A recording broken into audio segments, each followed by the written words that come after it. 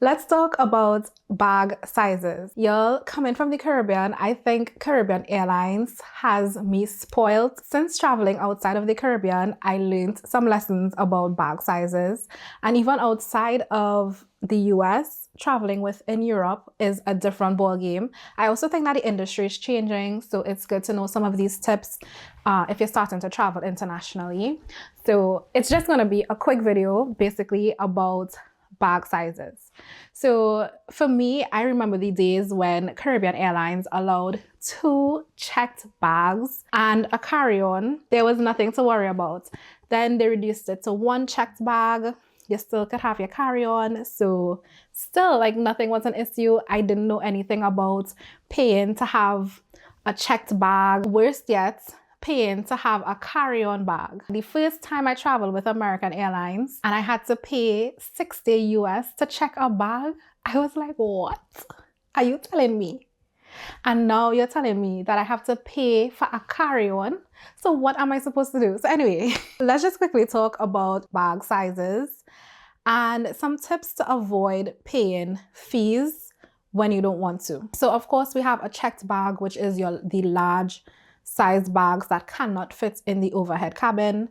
So those are those bags that are like 55 centimeters, 77 centimeters and above. Those bags that hit you by the thigh, like the large size suitcases. We know that those are checked bags. And nowadays you have to pay for your first checked bag.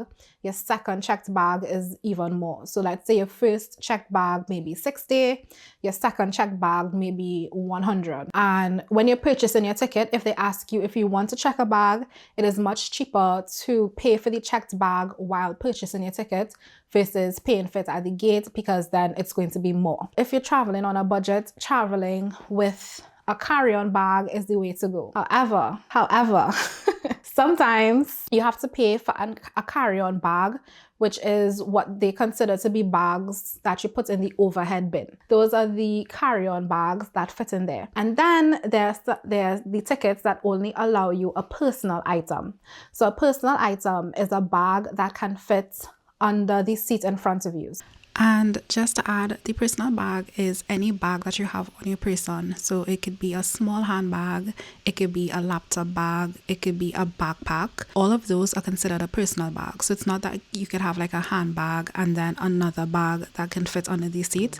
The handbag itself is a personal bag. So the smart thing to do is just to use a bigger bag that can already fit under the seat, well, that fit within the dimensions of the airline, and use that so you can have more things. But anyway, yeah. Because airlines are becoming even more strict. Before it's like, okay, I'm not gonna pay for a checked bag. I'm gonna put everything in my carry-on and put it in the overhead bin. Now they're making you pay for a carry-on bag. It's like, okay, I'm gonna put everything in my personal bag and it's gonna fit under the seat.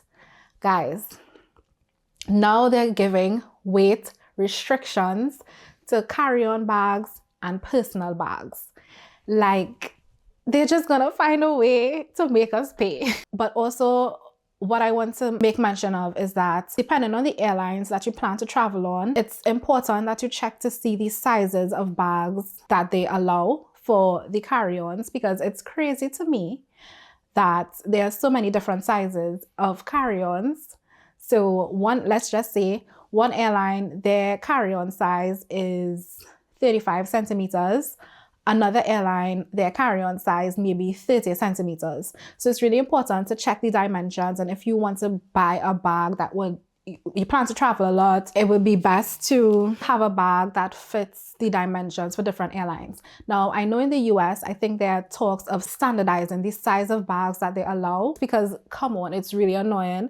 And it's happened before where even traveling within the same airline, I guess depending on clearly the type of plane, I had a connecting flight and I got off one plane and I saw how my bag fits in the overhead compartment. And then coming off the flight, going into another flight on the same airline, the bag fits, but it had to fit in a different orientation because the size of the overhead compartment was completely different. When we're traveling, my husband, Jabari, he's the one to be like, you never know who you're going to meet. And I'm the person, I'm like, I'm going to chance it. It's like, I'm praying for the best, I'm going to chance it. But he's always like, you never know who you're going to bounce up. Sometimes you have people who are lenient, sometimes people are not as lenient. So the best bet, at the point in time, I don't like to listen to him, but honestly, he's speaking the truth. You never know who you're going to meet. So just do the right thing. So for example, I traveled between Trinidad and Italy with KLM, and I will have my personal bag. The ticket that I purchased, you can, well, I'll do a carry-on, but the ticket that I purchased, you can have a carry-on and a personal bag.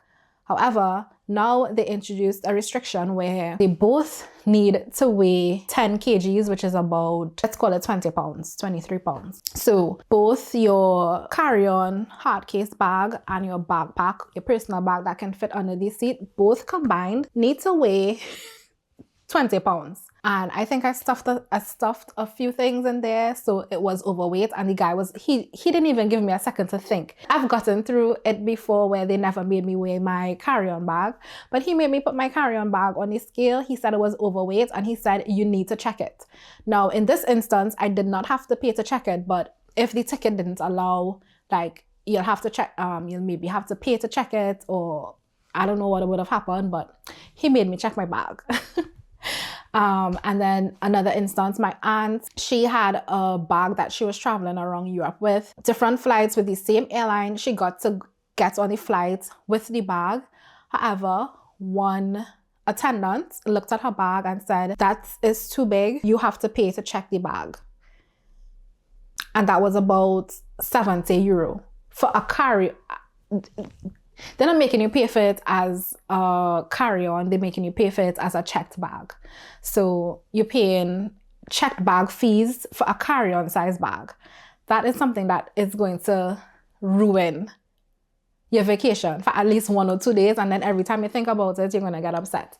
But anyway, the point of this video is just for an understanding of the size bags allowed. Also, just adding some notes.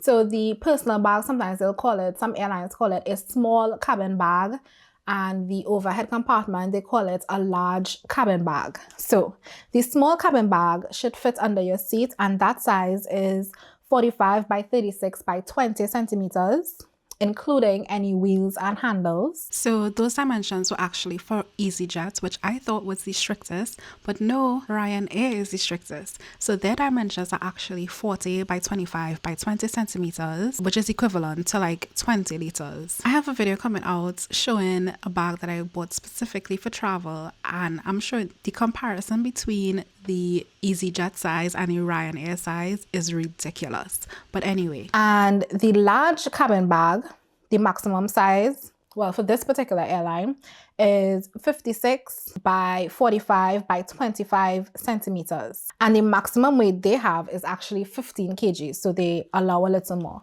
Now, some advice, choose, like, go with the details from the strictest airline and buy your bag to suit that. So then I guess anybody else should be fine.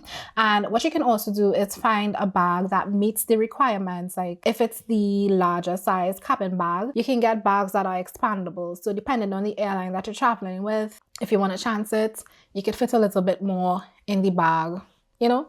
So it's small enough, and then if you need some more space, depending on the airline you're traveling with, it works. I hope that this information is useful to you in some way. If it is, don't forget to hit the like button.